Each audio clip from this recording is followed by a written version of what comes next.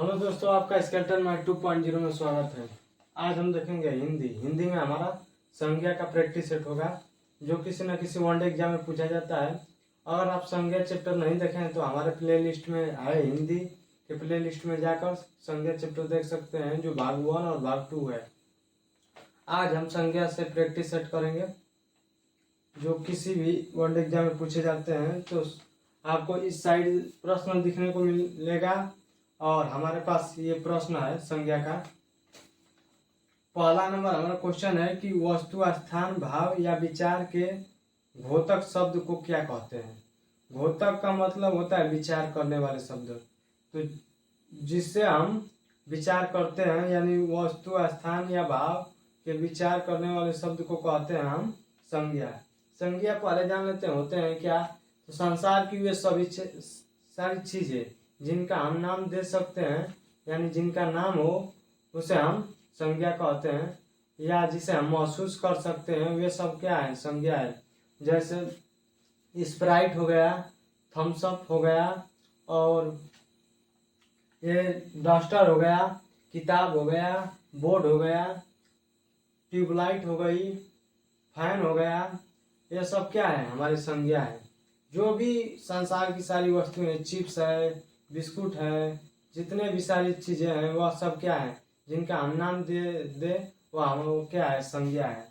तो पहला दिया है संज्ञा, दूसरा दिया है आप बी नंबर ऑप्शन दिया है सर्वनाम। सर्वनाम क्या होता है ये भी जानते, पूरा एक्सप्लेन करते चलेंगे चारों ऑप्शन का। तो सर्वनाम क्या होता है, संज्ञा के स्थान में प्रयोग होने वाले शब्द को सर्वनाम कहते हैं। जैसे राम खाना खाता है, राम जाता है, जैसे हम मानते हैं जाता है। अगर लिख दे यही कि वह जाता है, वह जाता है, तो वह हमारा जो शब्द है क्या है, वह हमारा सर्वनाम है, क्योंकि संज्ञा के स्थान पे आया है। सर्वनाम क्या करता है, संज्ञा को रिपीटेशन को रोकने के लिए सर्वनाम का प्रयोग किया जाता है, यानी संज्ञा को बार बार लिखने के लिए, मतलब इसे न लिखने के लिए हम सर्वनाम का प्रयोग करते हैं। आप नंबर सी का आ रहा है विशेषण। विशेषण क्या होता है, तो संज्ञा और सर्वनाम की विशेषता बताने वाले शब्द को विशेषण कहते हैं। जैसे मोटा लड़का, मोटा लड़का,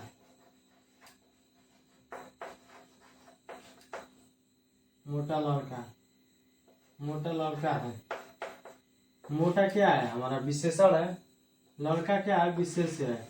जिस शब्द की विशेषता बताई जाती है, यानी लड़का की विशेषता बताई जा रही है कि लड़का कैसा है, तो मोटा है, तो इसलिए लड़का हमारा विशेष होगा और मोटा जो है क्या, विशेषण होगा।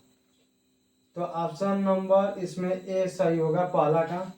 दूसरा क्वेश्चन है हमारा कि व्युत्पत्ति के आधार पर संज्ञा के भेद। व्युत्पत्ति के आधार पर संज्ञा के भेद 3 होते हैं। कौन कौन से होते हैं, अगर आप वीडियो देखे होंगे तो ये आप क्वेश्चन कर लेंगे, अन्यथा अगर नहीं देखे होंगे तो आप ये सवाल बहुत कम कर पाएंगे। व्युत्पत्ति के आधार पे संज्ञा को 2 आधार पे बताया है, एक तो व्युत्पत्ति या उत्पत्ति के आधार पे, दूसरा होता है अर्थ के आधार पे।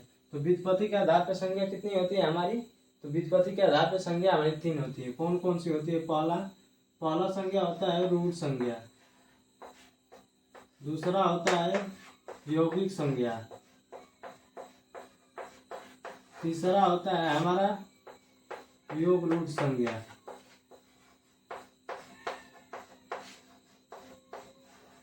रूढ़ संज्ञा किसे कहते हैं, यौगिक संज्ञा किसे कहते हैं, योग रूढ़ संज्ञा किसे कहते हैं। पहले रूढ़ का अर्थ, जिसका खंडन करने पर कोई अर्थ न मिले, अर्थ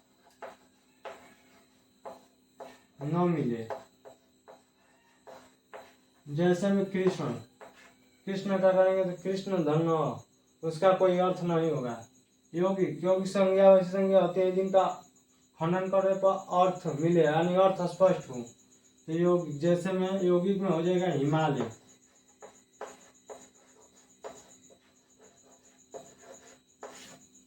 हिमालय यहाँ पे लिख दे रहे हैं। तो हिमालय में हिम का अर्थ होता है बर्फ,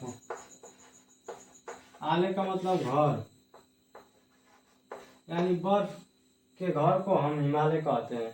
जहाँ पर बर्फ ज्यादा हो उसे हम हिमालय कहते हैं।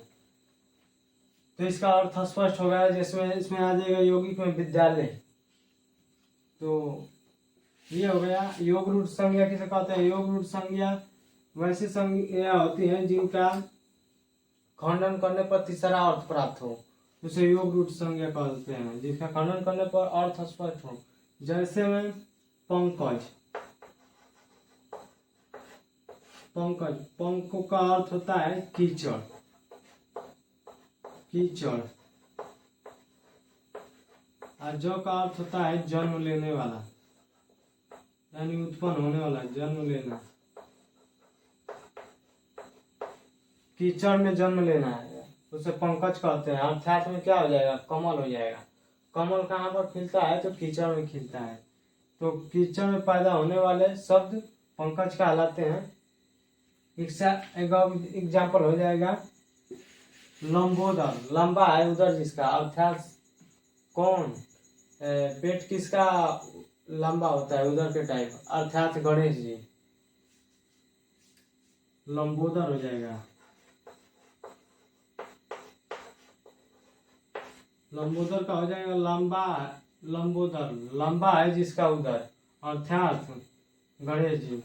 तो ये स्पष्ट हो गया। तो इसका क्या होगा आंसर?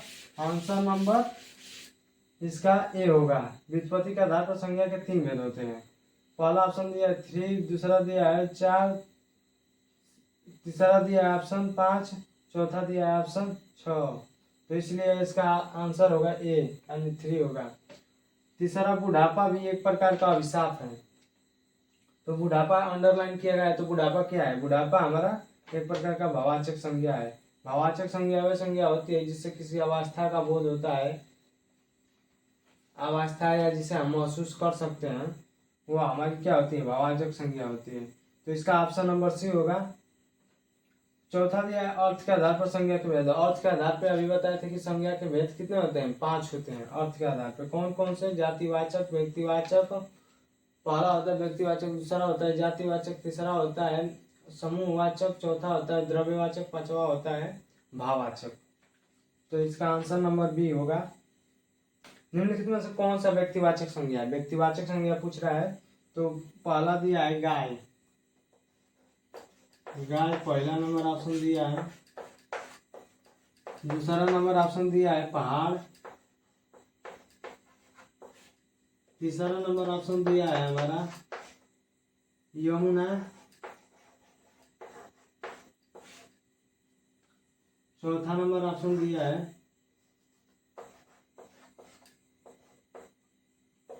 आम।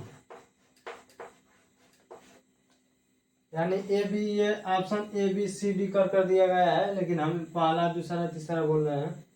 तो इसमें हो जाएगा हमारा ऑप्शन नंबर कौन सा होगा? सी आंसर होगा इसका, option number C. Option number C क्यों सही होगा? तो यमुना जो नदी है वो केवल एक ही है पूरे संसार में। जो भी अगर कोई वस्तु पूरे संसार में अकेले हो तो वह व्यक्तिवाचक संज्ञा होती है।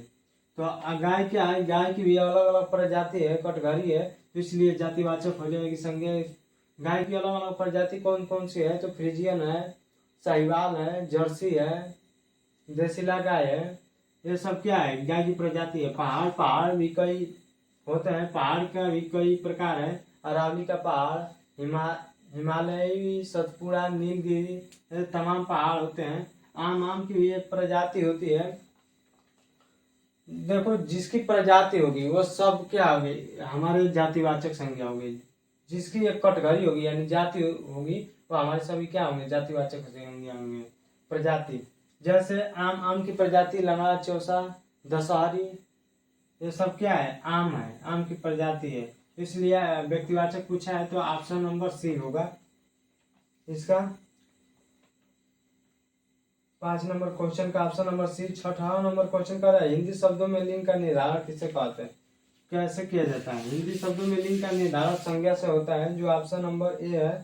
संज्ञा से आखिर क्यों होता है पहले ये जान लेते हैं। संज्ञा के जिस शब्द से किसी पुरुष जाति का बोध होता है उसे पुल्लिंग कहते हैं। संज्ञा के जिस शब्द से किसी स्त्री जाति का पद होता है उसे स्त्रीलिंग कहते हैं। तो संज्ञा आप जानते ही हैं, सर्वनाम बताए ही हैं, क्रिया भी बताए हैं, और प्रत्यय किसे कहते हैं, प्रत्यय के बारे में हम लोग जान जाते हैं। प्रत्यय क्या होता है? प्रत्यय तो जिन शब्दों के अंत में जुड़कर उस शब्द का अर्थ बदल देते हैं उसे प्रत्यय कहते हैं।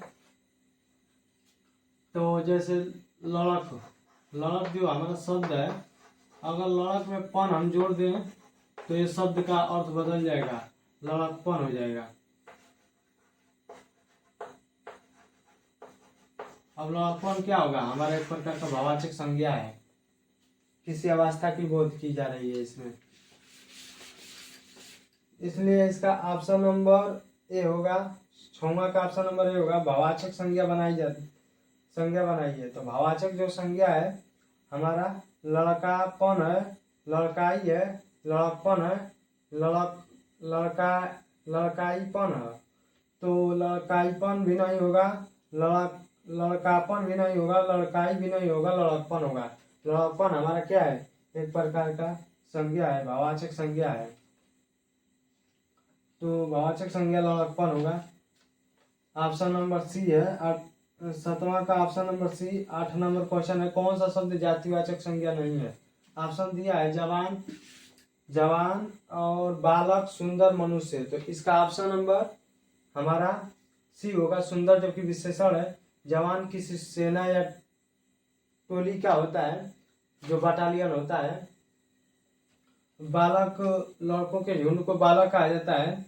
और मनुष्य भी जातिवाचक संज्ञा है, जो कि सुंदर हमारा जातिवाचक संज्ञा नहीं है। व्याकरण की दृष्टि से प्रेम शब्द क्या है? व्याकरण की दृष्टि से प्रेम शब्द हमारा भाववाचक संज्ञा है, जिससे इसे महसूस किया जा सकता है, और कुछ है नहीं। तो इसका ऑप्शन नंबर ए होगा। अब आते हैं, हम लोग देख लेते हैं अव्यय। इसमें अव्यय आया है शब्द, ऑप्शन नंबर जो डी दिया है अव्यय। अव्यय होता क्या है? अव्यय को हम अविकारी शब्द के भी नाम से जानते हैं। अविकारी शब्द कहीं अव्यय दे दिया जाता है, कहीं अविकारी शब्द किया है। तो अविकारी शब्द क्या होते हैं? जिसमें लिंग, वचन, कारक आदि का कोई प्रभाव नहीं पड़ता है, उससे हम क्या कहते हैं? अव्यय शब्द कहते हैं। अव्यय के कितने भेद होते हैं? अव्यय के 4 भेद होते हैं। कौन कौन से होते हैं? एक होता है क्रिया विशेषण,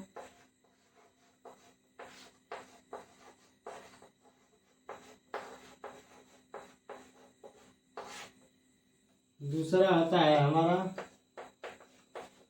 पहला क्रिया विशेषण, दूसरा होता है संबंध बोधक अव्यय,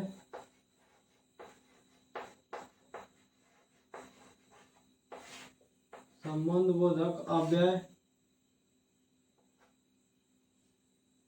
संबंध बोधक अव्यय।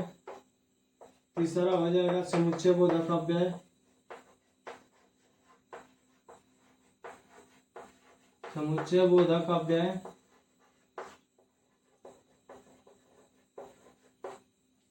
चौथा हो जाएगा हमारा विस्मयादि बोधक अव्यय।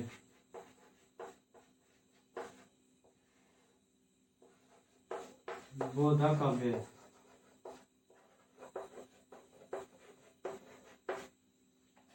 ये होते हैं अव्यय के भेद। अव्यय के 4 भेद होते हैं। अब आते हैं, हम लोग देख लेते हैं क्वेश्चन नंबर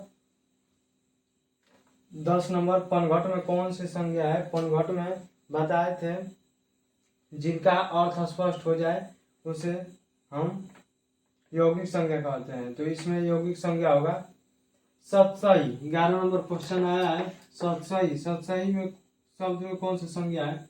सतसई का मतलब होता है 717, अर्थात शब्द इसमें 717 शब्दों का समावेश किया गया है, इसलिए हम इसे बोलते हैं समूहवाचक संज्ञा।